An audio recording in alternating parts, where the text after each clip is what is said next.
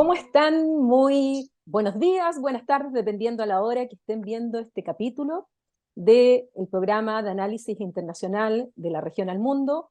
Ustedes ya saben, cada semana a través de las pantallas de Canal 9 Regional y además a través de nuestro canal de YouTube del Centro de Estudios Europeos de la Universidad de Concepción, transmitimos y tratamos de analizar lo que ocurre en el mundo, pero siempre haciendo un énfasis con los efectos en la región y también a nivel local. Este programa cuenta con el auspicio de la Unión Europea a través de la Cátedra Jean Monnet y, por supuesto, a través de quienes nos apoyan siempre. Hoy día cuento con la participación del analista internacional Andrés Servín, quien además es presidente del CRIES, es autor del libro Guerra y Transición Global, y a quien tengo el gusto de saludar y quien se encuentra allende los Andes, así que solo nos separa una cordillera. Andrés, ¿cómo estás? Buenos días Buenos días, para Paulina. ti. Una cordillera, yo diría, de relativa importancia en el sentido de que sí nos separa, pero también nos une. Exactamente, exactamente. Bueno, Andrés, mira, han ocurrido dos grandes eventos. O sea, uno que ya ocurrió. Nosotros estamos grabando un día en el cual aún no se ha realizado la cumbre entre la CELAC y la Unión Europea. Va a ser justamente ese día, si es que lo dejamos de manera transparente a nuestros espectadores, pero ya se realizó también la cumbre de la OTAN. Entonces yo quiero que hablemos, nuestro espacio lo separemos en esos dos temas. Primero, tus conclusiones, tu visión respecto a lo que fue la cumbre de la OTAN, a lo que ha significado Ucrania, y en especial el hecho de a qué compromisos se llegaron o no se llegaron, si se cumplieron o no se cumplieron, las expectativas sobre todo de Zelensky. Así que esa es como mi primera pregunta para ti. Bueno, la cumbre en realidad fue de mucha relevancia para consolidar la unidad dentro de la Alianza Atlántica, ¿no? Pero en términos de cuánto se avanzó con respecto a la cumbre de Madrid del año pasado, vemos que los avances son bastante limitados, con la excepción de lo que se refiere estrictamente a la OTAN misma, no tanto en relación a Ucrania. En cuanto a la OTAN, es evidente que todo este debate de la inclusión de Suecia, una vez que Turquía ha cedido finalmente o ha accedido a apoyar la incorporación de Suecia, ha sido fundamental. Obviamente amplía la OTAN y amplía también la frontera de contacto con la Federación Rusa, y esto es muy importante. Pero todavía aquí hay muchos interrogantes abiertos, porque si bien sí se ha llegado a un acuerdo con Turquía, todo esto tiene que pasar por el Parlamento turco y el Parlamento sueco antes de ser aprobado. Entonces aquí Eh, tenemos una gran interrogante. y respecto a ese tema, puntualmente, antes que nos vayamos a otros, es difícil pensar que solo Turquía cedió. O sea, esto es una negociación. ¿Qué No, hubo del otro lado? Porque bueno, difícilmente Erdogan no sacó Estamos nada. hablando, claro, estamos hablando de la punta del iceberg. Lo más evidente es esto que hemos visto en los medios. Ahora habría que ver cuáles son las negociaciones que ha habido por detrás. Evidentemente Turquía se ha resistido públicamente por una serie de razones que tienen que ver con lo que ellos identifican como grupos terroristas que están protegidos por Suecia, particularmente los kurdos, y aparentemente Suecia sí se ha comprometido a poner algún coto a esa actividad. Pero yo creo que el trasfondo de la negociación es mucho más profundo. Aquí lo que se ha intercambiado es, bueno, sí vamos, Turquía ha dicho, o Erdogan ha dicho, sí vamos a aceptar la incorporación de Suecia a la OTAN, no vamos a poner ningún obstáculo, pero a cambio queremos algunas cosas. Y aquí es donde empezamos a navegar en un mar de especulaciones, porque no tenemos todavía confirmación de nada. Pero lo más probable es que hay dos elementos destacables en la negociación a favor de Turquía. La primera, obviamente, es ese largo, extenso pedido de Turquía de que Estados Unidos los provea de F-16, y esto pareciera que sí ha sido avanzado. Eh, Y el otro punto, que es bastante más complejo, es hasta qué punto esta aceptación del ingreso de Suecia debería facilitar la largamente demorada incorporación de Turquía a la Unión Europea. Y este es un punto que no queda claro, si en la negociación se constató, se confirmó y si realmente se va a dar así. Yo creo que la expectativa está por parte de Turquía. Erdogan ha mostrado una gran habilidad en toda esta negociación con las demoras y la postergación de cualquier decisión ante el ingreso de Suecia. Y yo creo que en el trasfondo esto se ha venido negociando. Ahora, ¿qué es lo que se va a concretar en lo inmediato? No sabemos, ni siquiera sabemos si se va a concretar en lo inmediato la incorporación de Suecia porque tiene que pasar todavía por dos instancias parlamentarias. Ahora, Andrés, también en estas discusiones en la OTAN, eh, lo que quería Zelensky es que se le diera como, por un lado, garantías de seguridad. Bueno, hemos visto que hasta Estados Unidos le ha proveído de armas de racimo, cosa que está prohibido por una convención, más de 100 países la prohíben, y esto ya lo ha puesto a Estados Unidos en un entredicho con países, sobre todo de la Unión Europea, Alemania, Francia y otros, eh, Sin mencionar a Rusia.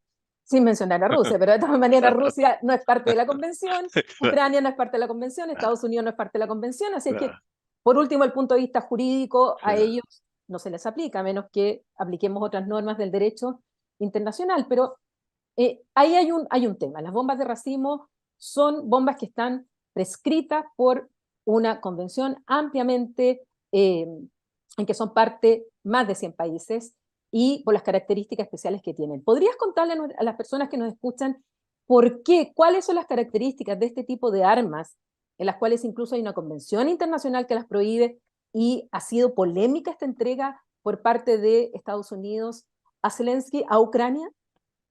Bueno, fundamentalmente lo que implican las bombas de racimo es que no solamente afectan los objetivos militares a los que apuntan, sino que generalmente afectan a la población civil y por lo tanto tienen consecuencias humanitarias terribles.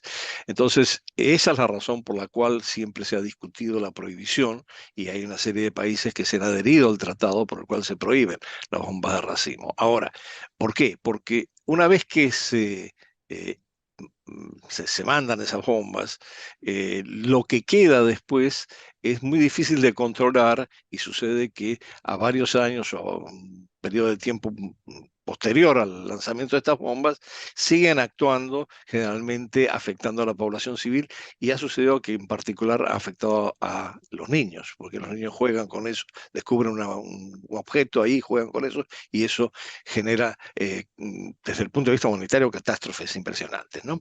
Entonces, yo creo que ese es un punto importante, pero hay que volver a por qué Biden ha decidido si la utilización de bombas de racimo, a pesar de que hay objeciones por muchos miembros de la OTAN y de la Unión Europea en particular. Y yo creo que esto tiene que ver con las pequeñas concesiones que no son las concesiones que espera Zelensky que se le están dando. Las pequeñas concesiones son cada vez más se incrementa la asistencia militar, la asistencia financiera a Ucrania en la guerra, pero no se ha concretado lo que Zelensky de alguna manera esperaba y era una incorporación acelerada de Ucrania en la OTAN. Por una razón muy clara, el artículo 5, es decir, si Ucrania entra en la OTAN, esto implicará que de hecho es un aliado de la OTAN y consecuentemente cualquier conflicto que tenga un aliado de la OTAN con alguien fuera de la esfera de la OTAN implica el involucramiento del resto de la organización. Y yo creo que esto sí han sido muy cuidadosos todos los miembros de la alianza en el sentido de tomar las medidas del caso para no involucrarse en lo inmediato. Entonces, le han hecho promesas de nuevo y algunas cosas muy concretas, como las bombas de racimo, quizás ya van a llegar, ya están entrenando, de hecho, a personal ucraniano para la utilización de los F-16, que también va a donar Estados Unidos, pero en realidad, lo que no ha logrado Zelensky, y lo ha expresado antes de la reunión de la OTAN, y después lo ha bajado tono, pero de todas maneras se ha sentido frustrado, yo creo, en este sentido, y es que Ucrania no se ha incorporado a la OTAN y no se va a incorporar a la OTAN, y eso fue muy explícito en el marco de la OTAN, de hasta tanto no se finalice la guerra. OTAN no puede incorporarse a la OTAN, perdón, Ucrania no puede incorporarse a la OTAN si está con una guerra en curso. ¿Ves? Sí. Punto final. Ahora, en ese Eh, sentido, porque Ucrania, Zelensky, obviamente quiere entrar a la OTAN, quiere ese paraguas protector, ya lo adelantabas tú, también quiere entrar a la Unión Europea, pero en ambos casos hay requisitos para entrar. Y lo mismo podemos hablar de Turquía, que quiere entrar a la Unión Europea y desde los años 50, 56, si no me equivoco, Turquía ha estado pidiendo su adhesión a las comunidades europeas en su momento. Ahora, para poder entrar tanto a la OTAN como a la Unión Europea, obviamente hay tratados y estos tratados tienen requisitos. Y claramente Ucrania no los cumple. No cumple el requisito, en el caso del Tratado del Atlántico Norte, de que sea un Estado que no haya guerra. Y en segundo lugar, en el caso de la Unión Europea, no cumple con los criterios de Copenhague, que son aquellos, y cada día Turquía, por ejemplo, está más lejos, y también Ucrania está lejos, de cumplir con esos criterios que son políticos, económicos, y también que tienen que ver con el Estado de Derecho y que tienen que ver con el estar capacitados para asumir todo el acervo comunitario, que son miles de leyes de la Unión Europea. Entonces, si nos vamos a lo estrictamente jurídico, Ucrania no cumple con los requisitos. Turquía no, no cumple con los requisitos. Pero ha habido una tampoco. puesta en escena que tal vez se hace pensar a los propios ucranianos. Yo creo que Zelensky lo tiene claro. El tema son los ucranianos, que se les da como, se les abre la posibilidad de, y finalmente se les dice que no. Se les abre la posibilidad de y se les sigue ofreciendo la posibilidad a futuro sin mayores concreciones. Bueno, en vez de cumplir con 2 etapas en el ingreso a la OTAN, bueno, van a cumplir con una sola porque se va a pasar por alto ese mapeo previo era un requisito para empezar a aplicar en el proceso de incorporación a la OTAN. Y esto es sencillamente una formalidad, obviamente se puede pasar. Pero yo creo que el otro tema que me parece muy importante es lo que señalabas con respecto a los requisitos de la Unión Europea. Es decir, todos sabemos que el Estado de Derecho en Ucrania, y hay muchos elementos para juzgar sobre eso, y con esto no es ponerse de parte de una de las partes en conflicto de la otra. Sencillamente Ucrania no cumple con una serie de requisitos que tienen que ver con democracia, derechos humanos y cumplimiento del Estado de Derecho como corresponde. Entonces, hay un altísimo nivel de corrupción. Hay muchas denuncias de corrupción en ese sentido, y esto no es patrimonio exclusivo de Ucrania, de otros países también. Pero en el caso de Ucrania, que está aplicando, evidentemente tiene que poner su situación una situación de mayor transparencia, de mayor claridad en el cumplimiento de estos requisitos. Y esto no está sucediendo. De hecho, sabemos perfectamente bien que hay prohibición de partidos políticos, prohibición de la libertad de expresión, hay persecución religiosa, hay gente detenida en Ucrania, y con esto no quiero decir que aquí estamos hablando de los buenos y de los malos, estamos hablando de una situación de hecho que dificulta la incorporación de acuerdo a los patrones establecidos por la Unión Europea para que un Estado se haga miembro de la Unión Europea. Efectivamente, además, si uno, y esto también para que lo entiendan quienes nos escuchan, las críticas a Ucrania en estos temas venían antes de Zelensky, mucho antes de Zelensky, venían ya con los gobiernos anteriores. En el caso de Ucrania, el tema de la corrupción era muy importante, y todos los países que han entrado, sobre todo los países de Europa Central y Oriental y del Mediterráneo, si estamos pensando también en Bulgaria, estamos pensando en Rumania, la gran ampliación del 2004, fue todo un proceso de preparación de estos países que duró años, y que incluso algunos hasta el día de hoy cuestionan que realmente esos países cumplían al 100% con los requisitos. Y esos países en ese momento cumplían mucho más con los requisitos de lo que Ucrania hoy día evidentemente los cumple. Entonces, para que la gente también entienda, como tú lo señalas, que no es que uno se ponga de parte de Rusia. sino que sencillamente son las normas que la Claro, Unión Europea se ha establecido y que además hay una lista de candidatos que sí están tratando claro, de entrar claro, claro, claro. cumpliendo con sus requisitos, como el caso de Montenegro, o es el caso de Bosnia-Herzegovina, o es el caso de la misma Turquía, donde hay países candidatos que están tratando de cumplir con los requisitos y se saltaría así Ucrania, y la verdad es que eso sería políticamente también bastante Yo lo complicado. ilustraría con un elemento muy concreto, es decir, aquí hay una dificultad con toda la asistencia financiera y militar, pero particularmente la financiera que ha recibido Ucrania. Estados Unidos se ha encontrado en una situación en donde no han podido hacer la auditoría de cómo se han manejado los fondos y los suministros militares. Y de hecho, bueno, hay algunas evidencias al respecto de que, por ejemplo, suministros militares provistos a Ucrania han aparecido en otros conflictos en África, en otros lados. Consecuentemente, esto implica un grado de corrupción dentro del Estado ucraniano como tal. Ahora, insisto, esto es parte de algo que quizás hasta el momento ha sido endémico, ¿no? La situación de corrupción presente en todo el sistema político ucraniano. Pero evidentemente este es un elemento que tanto la Unión Europea, particularmente la Unión Europea, tiene que tomar en consideración a la hora de evaluar si Ucrania puede incorporarse o no. Yo creo de todas maneras que para Ucrania lo más importante en este momento es más bien la pertenencia a la OTAN y Sí. esto es un elemento que sí establece un parteaguas con respecto a cualquier negociación con Rusia, porque Rusia no puede admitir la incorporación de Ucrania a la OTAN, eso está claro. De hecho, fue parte de los fundamentos que el propio Putin señaló antes de la guerra, durante la guerra y como justificación también de la guerra. Putin Correcto. lo que ha señalado es que al término del sistema bipolar habría habido un compromiso por parte de Estados Unidos eh, con la ex Unión Soviética, con Gorbachev, Mm. en el cual no se iba a ampliar a las zonas de influencias que tenía la Unión Soviética.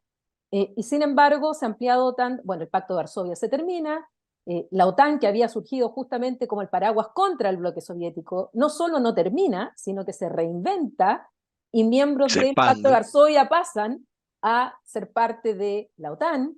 Y por otro lado, paralelamente, la Unión Europea también se va ampliando hacia el este y también eh, Putin empieza a sentir más Putin que lo que había pasado antes, pero más Putin con esa visión de esta gran Rusia, bueno, que no le estaban cumpliendo y la línea roja es que Ucrania no entre a la OTAN, más que la Unión Europea. Su tema es la OTAN. Eh, pero encontramos al final, Andrés, que lo que quería Putin era, por un lado, tratar de debilitar a europeos y dividirlos, tratar de dividir también a la OTAN, evitar que entrara, y sin embargo ha logrado el efecto contrario. O sea, si la Unión Europea está unida, ha Ahora, sido con este tema, y si la OTAN está unida, ha sido con este tema. bueno, yo no sé en cuanto a la Unión Europea porque hay matices y hay tensiones internas y veríamos, tendríamos que ver a futuro cómo esto va a funcionar. En cuanto a la Hasta OTAN, el momento, el por eso gran, decía yo, hasta el momento. hasta el Hasta Orbán se ha momento, puesto ahí, lo han claro, claro. encarrilado. Pero en cuanto a la OTAN, es evidente que Biden logró algo fundamental, que fue revertir el proceso de distanciamiento que había tomado Trump con respecto a sus aliados europeos en el marco de la OTAN y darle una nueva misión a la OTAN, una nueva visión, una nueva misión, y aglutinar a todos los miembros de la OTAN en torno a esta misión. Yo creo que ese es un gran logro y desde luego en esa línea es que se está trabajando para sucesivamente incorporar o ampliar o seguir expandiendo la OTAN. Y no nos olvidemos que todavía, por ejemplo, está Georgia, que está bajo signo de interrogación con respecto a su aplicación a la OTAN. Ahora, evidentemente esto es un punto en el que Rusia no va a ceder en ningún momento. Y este es un punto extremadamente dificultoso para el inicio de cualquier diálogo que lleve a alguna forma de paz. Rusia no va a aceptar la incorporación de Ucrania a la OTAN y por el otro lado también tenemos una posición bastante irreductible por parte de Ucrania en el sentido de que Ucrania no va a aceptar que Rusia incorpore todos los territorios que ha incorporado a través del proceso de la operación especial militar. Así es. Bueno, recordaba solamente que Donald Trump en la campaña había planteado que la OTAN estaba obsoleta, partió con una cumbre en Bruselas en el cual se llevó muy mal con los jefes de Correcto. Estado y de gobierno ahí, y Emmanuel Macron planteó también que la OTAN en algún momento estaba con muerte cerebral, y vemos Claro, ahora que claro, está claro. más viva que hace Pero está viva tiempo. en un escenario determinado, porque también hay que, una de las conclusiones que uno saca de esta reunión de la OTAN en Vilna, es que la aspiración de ampliar la OTAN más allá del escenario europeo y atlántico, y esto es muy importante, al espacio Indo-Pacífico, con la participación de Nueva Zelanda, Australia, Corea del Sur y Japón en esta reunión en Vilna, y con la idea de instalar una oficina de la OTAN en Japón, no ha avanzado. Exacto. ¿Por qué? Porque también hay ciertas reticencias por el lado de los socios asiáticos, entre otras cosas porque hay una dinámica asiática que excede y que es muy distinta a la dinámica que se está dando en el escenario europeo. Una dinámica de mucha tensión, obviamente con China, en función de la competencia con China, pero si nosotros vemos lo que está pasando en estos días en otra reunión que generalmente se ignora desde la perspectiva occidental, que es la reunión de ASEAN, vamos a ver que lo que plantea ASEAN es que no hay que alinearse ni con unos ni con los otros, hay que estrechar los vínculos económicos y lo está haciendo a través del el mega acuerdo RCP con China, pero por otro lado también no es malo mantener una buena relación con Occidente en términos de que la seguridad en última instancia para una eventual proyección excesiva de China está en manos de Occidente. Pero la OTAN en esto no entra a tallar. Y es curioso que en la reunión en la cumbre de ASEAN, lo que estamos viendo es que participan no solamente todos los habituales sospechosos de estar alineados con Occidente, sino que está participando China, está participando Rusia. Lavrov está en ese momento allá. Entonces, aquí hay un juego distinto que a veces nos cuesta entender cuando nos concentramos solamente en la dinámica del Atlántico y no entendemos que el mundo se ha desplazado en muchos aspectos hacia el Asia, hacia el Oriente, particularmente en lo que se refiere a la dinámica económica, que también impone otros tipos de alineamientos geopolíticos a los que no estamos acostumbrados. Y aquí, desde luego, el más evidente es lo que se ha discutido durante más de 20 años, que en realidad la relación de Rusia con China era un matrimonio de conveniencia que en cualquier momento se iba a romper y ahora estamos asistiendo realmente a un alineamiento estratégico, una convergencia muy, muy importante que cambia mucho del cuadro geoestratégico a nivel mundial, ¿no? Bueno, ya lo decía Brzezinski hace muchas décadas atrás respecto a este, este vínculo entre China y Rusia, Unión Soviética en aquella época, y cómo podía ser una amenaza justamente para Occidente. Y eso me da Bueno, eso, sí, eso, eso me da sí, el pie para pasar a la segunda parte, porque de alguna manera está muy vinculado con lo que está ocurriendo en las negociaciones actuales entre la CELAC y la Unión Europea, que mientras estamos grabando este capítulo todavía no hay una declaración acordada y de alguna manera también está encima de la mesa China, también está sobre la mesa Ucrania, también está desde sobre luego. la mesa esto que tú señalabas de no alinearse con un lado, con otro, porque en la propuesta de la Comisión Europea y del alto representante para la política exterior y de seguridad común de Josep Borrell, que se la envía al Consejo de la Unión Europea y al Parlamento Europeo, pero también se la hace llegar a los Estados miembros de la CELAC. Bueno, muchas de las cosas que se plantean ahí, por un lado está la condena a la invasión Ah, de Rusia a Ucrania, aparece en el texto, y aparece ujú. esta idea que hay que trabajar en organismos multilaterales para mantener la paz y seguridad y condenar a Rusia.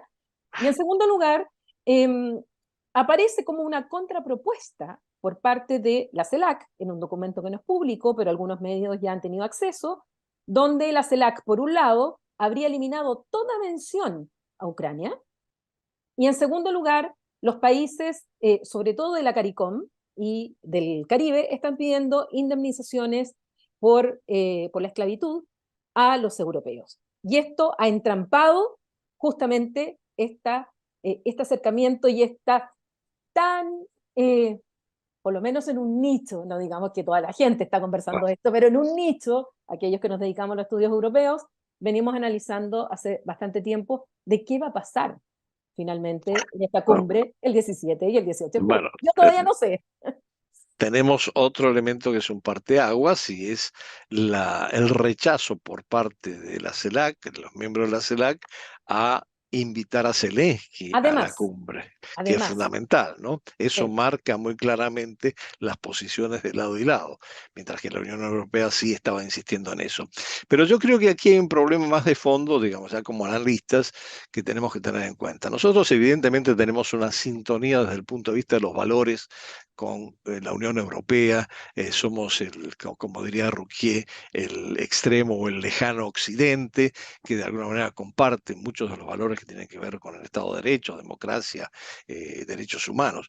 Pero, por otro lado, desde el punto de vista geoestratégico, estamos en una situación tan cambiante y ha variado tanto que nuestra sintonía con la Unión Europea tiene que ver más con los intereses de la Unión Europea, de proyectarse y entrar a jugar como un actor importante en el sistema internacional, aprovechando su relación privilegiada históricamente con América Latina, que con los intereses de América Latina, en el sentido de que no quiere alinearse en una confrontación, ya sea entre Estados Unidos y China o ya sea entre la OTAN y Rusia, y que quiere mantener algo que hemos debatido con algunos colegas, distinguidos colegas chilenos también, que es esta posición de no alineamiento activo por parte de América Latina, pero que también afecta a todo el resto del sur global. El sur global no quiere verse involucrado en los conflictos que tienen que ver con las tradicionales potencias occidentales.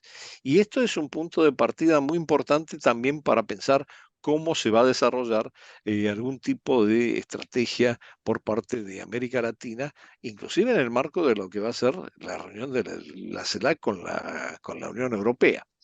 A esto habría que agregar otros problemas que tenemos dentro de la CELAC, que yo creo que hay asimetrías muy grandes en cuanto a la capacidad de negociación y en cuanto a la capacidad económica, obviamente el desarrollo económico de muchos de sus miembros.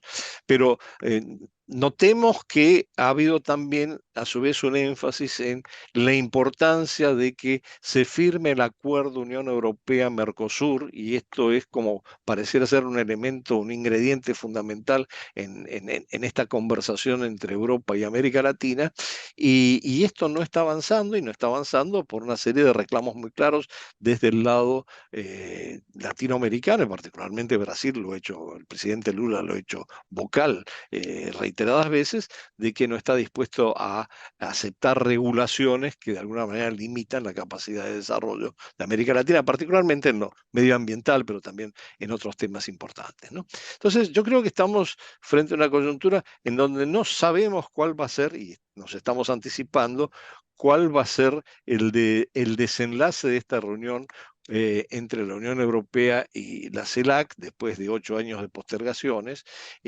ni tampoco sabemos cómo va a avanzar el acuerdo Unión Europea-Mercosur después de 20 años de conversaciones, y a esto se agrega otro factor. Ahora hay algunos que dicen que en realidad el interlocutor debería ser para América del Sur, UNASUR, que se está recuperando teóricamente bajo el impulso brasileño. Entonces, todo esto conforma un mosaico muy heterogéneo, muy complejo de jugadores desde el lado latinoamericano. No está entrando en la configuración europea como tal, que hace difícil pensar que pueda haber una posición de conjunto. Hay algunos países en América Latina, desde luego, que han sido muy, muy radicales en su posición con respecto a la Unión Europea y su crítica a la Unión Europea, ¿no?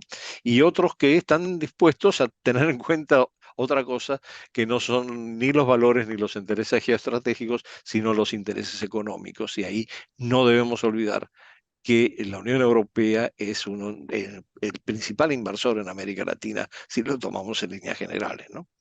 Sí, ahora, bueno, yo personalmente, y así lo he escrito también, respecto a la primera parte, de ese discurso, de esa retórica que encontramos siempre en el diálogo Unión Europea, América Latina y el Caribe, en que se resaltan nuestros valores en común, nuestra historia común, la lengua común y que por lo tanto estamos muy cercanos. También como analista uno podría empezar a preguntarse qué tan comunes son esos valores comunes. ¿Qué tanto compartimos incluso dentro de América Latina el concepto de democracia, el concepto de Estado de Derecho, el concepto de respeto a los derechos humanos? Cuando tenemos situaciones aquí en América Latina, como lo que está ocurriendo en Venezuela, lo que está ocurriendo en Nicaragua, lo que está ocurriendo en Cuba, lo que están ocurriendo en otros países, o con violaciones específicas a los derechos humanos, o el cumplimiento o no del Estado de Derecho, o sea, entre nosotros mismos. Lo mismo pasa en Europa. ¿Cuántos los europeos realmente comparten el concepto de Estado de Derecho? Cuando tienen a dos estados hoy día con procesos sancionatorios y uno de ellos ya sancionado, como es el caso de Polonia y Hungría. Polonia, sí. Entonces, Sí. ¿y cuánto realmente esa retórica que escuchamos cada vez? Yo por lo menos estoy un poquito así como, No, saltémonos esa parte, le digo a los europeos, no, se lo he dicho a los europeos, ¿eh? no, Porque al yo final concuerdo porque además lo estamos que en pasa es que intereses. lamentablemente, una de las explicaciones, la narrativa que predomina en explicar lo que está sucediendo en esta transición global con la aparición de nuevos polos de poder y con referentes muy importantes que compiten entre sí geopolíticamente, eh, lo que aparece muy claramente es que las narrativas de plantear enfrentamiento entre democracias y sistemas autoritarios para interpretar esta situación a nivel global no funciona, No funciona. porque hay matices de lado y lado, y bueno, podemos decir muchas cosas acerca del historial de Estados Unidos en cuanto a derechos humanos, como también podemos decir una cantidad de cosas con respecto a una cantidad de actores euroasiáticos en ese plano. Y por otro lado, podemos señalar que no, la India es la gran democracia del mundo en términos demográficos y sin embargo tiene serios problemas también de derechos humanos. Entonces, yo creo que la narrativa democracia versus autocracia no es, o sistema autoritario, para ser más precisos, no es una narrativa que nos ayude a entender lo que está pasando desde el punto de vista geopolítico en el mundo. Y en ese contexto, yo insisto mucho que más allá de las diferencias que marcabas en el caso de América Latina y en el caso de Europa, lo que nosotros tenemos que tener en cuenta es que en este momento sí hay una batalla por ganarse el apoyo del sur global y particularmente de América Latina, porque América Latina ha tenido en su momento un papel no como como dicen, un eh, rule takers, sino como un rule maker, por lo menos en el ámbito del derecho internacional, ha sido muy importante en la década del 40 al 50. Y eso parece que lo perdemos de vista. Nosotros contribuimos a conformar el derecho internacional y el sistema internacional como funciona según las reglas.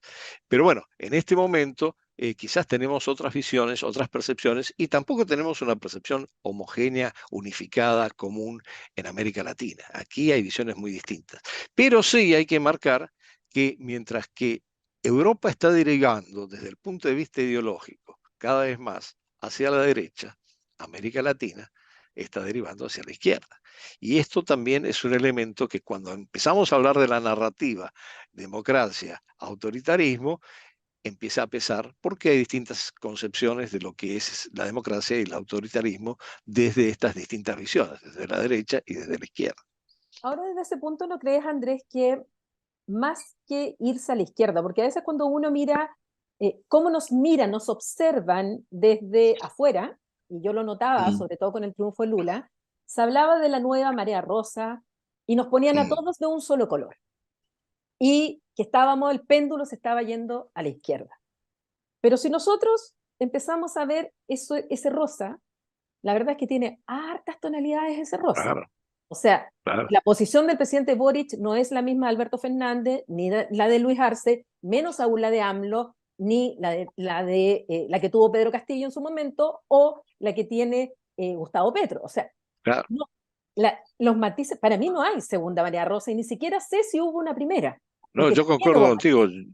Yo concuerdo contigo con respecto a que no hay una segunda. La primera fue, digamos, una manera simplista de presentar un panorama de cómo estaba virando América Latina hacia otras posiciones, y me parece importante. Bueno, podemos ponerle título de Marea Rosa, como podemos ponerle el título de Segunda Guerra Fría a esto que está pasando hoy en día con la transición. Pero eso son etiquetas para los medios, pero no es, digamos, un elemento que nos permita un análisis sustancial de lo que está pasando.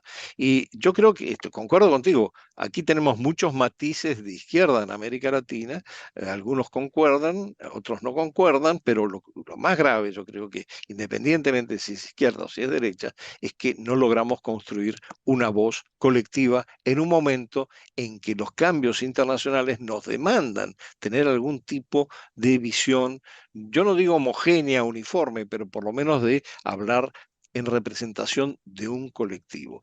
Y esto se manifiesta muy claramente, además, en las dificultades de la CELAC de convertirse en una institución como tal, que pueda agrupar las distintas diferencias y asimetrías en esa voz colectiva. La CELAC, si comparamos nosotros la institucionalización de la CELAC con la Unión Europea, ya ahí tenemos una brecha inmensa en la capacidad de interlocución de ambas instituciones, porque la CELAC evidentemente no ha logrado ni siquiera tener una secretaría, tiene una presidencia rotativa. Ahora están hablando de recuperar el sistema económico latinoamericano que está en estado de letargo, a ver si pueden convertirlo en una secretaría económica de la CELAC. Pero lo cierto es que tengamos una estructura o no tengamos una estructura, es muy difícil poner a todos de acuerdo en el contexto latinoamericano, porque hay intereses y porque también hay diferencias desde el punto de vista económico abismales y muy llamativos.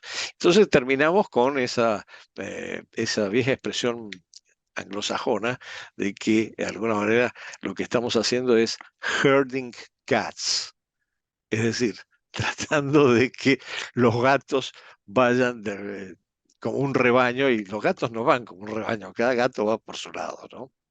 Sí, o sea, yo estoy de acuerdo contigo, creo que esta va a ser lamentablemente una nueva demostración de la fragmentación, de la división, de la heterogeneidad, de los diferentes intereses que tenemos en América Latina. Es muy distinto los intereses de América del Sur, con México, de la CARICOM, o los países de la CAN, o el mismo Mercosur.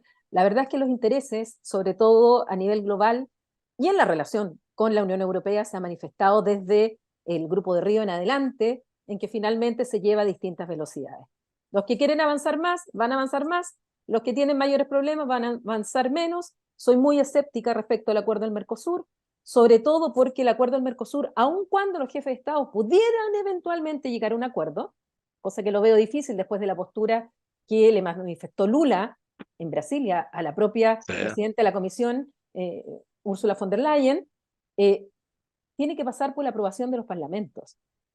Y creo que va a Otro haber el elemento. tema del Ah, Parlamento. No solamente va a haber un problema por el tema agrícola en especial, porque ambos son proteccionistas, tanto el Mercosur como la Unión Europea. absolutamente, El problema va a absolutamente. estar en la aprobación de los parlamentos, sea el Parlamento brasileño, el Parlamento argentino, el uruguayo, el paraguayo, pero también la Asamblea Nacional Francesa, el Parlamento polaco, el Parlamento de Irlanda, que ya han puesto sus reparos en esto. Y basta que un país no puede ratificar y el acuerdo no entra en vigor. Y estamos Yo creo que, hablando de 27, 28, 29, 31 bueno, países. es decir, volvemos a plantear un problema que estábamos conversando cuando estábamos discutiendo qué pasa con la incorporación de Suecia a la OTAN si los parlamentos respectivos de Suecia y de Turquía no lo aprueban. Eso todavía está por verse. Pero yo creo que hay un tercer elemento que también es importante de ver, y había una reunión, si no me equivoco, en el día de ayer, promovido por la Unión Europea sobre la participación de la sociedad civil. Yo no sé si la sociedad civil tiene una claridad suficiente, ¿no?, con respecto a cuáles son los objetivos, cuál es el sentido real de algún tipo de acercamiento con la Unión Europea y algún tipo de acuerdos con la Unión Europea cuando no puede ponerse de acuerdo con respecto a situaciones subregionales, como estaba mencionando. Entonces, sin embargo, yo creo que es un factor decisivo, particularmente si nosotros nos atenemos a los valores que compartimos supuestamente con la Unión Europea, que es democracia, derechos humanos, Estado de Derecho, perfecto. Pero ¿y dónde está la sociedad civil? Y la sociedad civil no funciona solamente porque algún generoso donante de un lado o del otro los convoque y los haga firmar un documento. La sociedad civil funciona en relación al entramado social que tiene un conocimiento de qué significa estar relacionándose con determinados actores en un mundo en transformación y qué beneficios le trae a la sociedad civil como tal.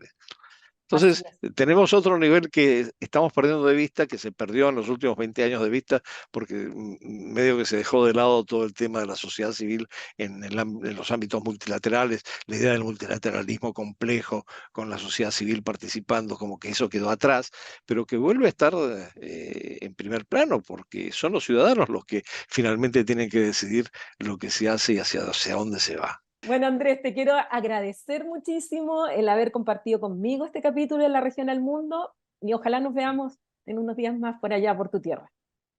Sí, ojalá que nos veamos aquí en Buenos Aires. Bueno, Así que muchas más que gracias. bienvenida de antemano. Gracias. Así que bueno, y a ustedes que nos escuchan, la invitación para la próxima semana con un nuevo capítulo de La Región al Mundo del Centro de Estudios Europeos de la Universidad de Concepción. Que tengan una buena tarde.